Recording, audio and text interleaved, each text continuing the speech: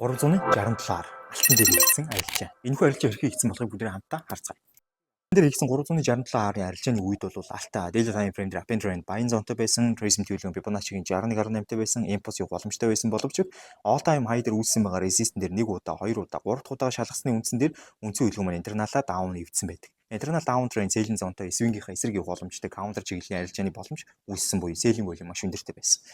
4 цаг руу шилжсэн. 4 цагийн хөдөлгөөн ч гэсэн тухайн үед Uptrend Trend, Buying Zone-той, Tracing төлөвлөгөө Fibonacci-гийн 61.8-тай Daily Time Frame-тэй хогшсон байдалтай харагдаж байсан. Гэхдээ 4 цаг маань өөр Daily Time Frame эсрэг явж чадахгүй учраас Daily Time Frame internal бүтэц down байсан учраас Daily Time Frame internal бүтцийн дагуу унах боломж маш өндөр байлаа.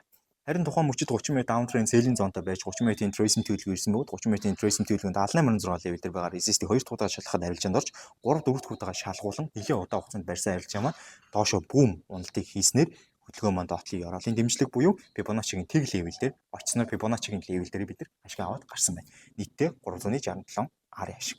Хэрвээ энэ шиг арилжаануудыг хамтдаа хийхийг хүсэх юм бол war round маань нэг тэрэ харин энэ шиг арилжаануудыг хэрхэн хийгдэж байгаа вэ гэдгийг мэдхийг хүсэх юм бол pre round маань нэг тэрэ гэж зөвлөе. Pre round маань энэхүү арилжаануудыг хийж байгаа хичээлүүд болон сигнал мөн free analysis-ууд явж байгаадыг сануулъя. Тийм учраас pre round нэгтгийг хүсэх юм бол та нэг гэж комент хийлгээрэй. Баярлалаа. Баяртай жаалтайг спед.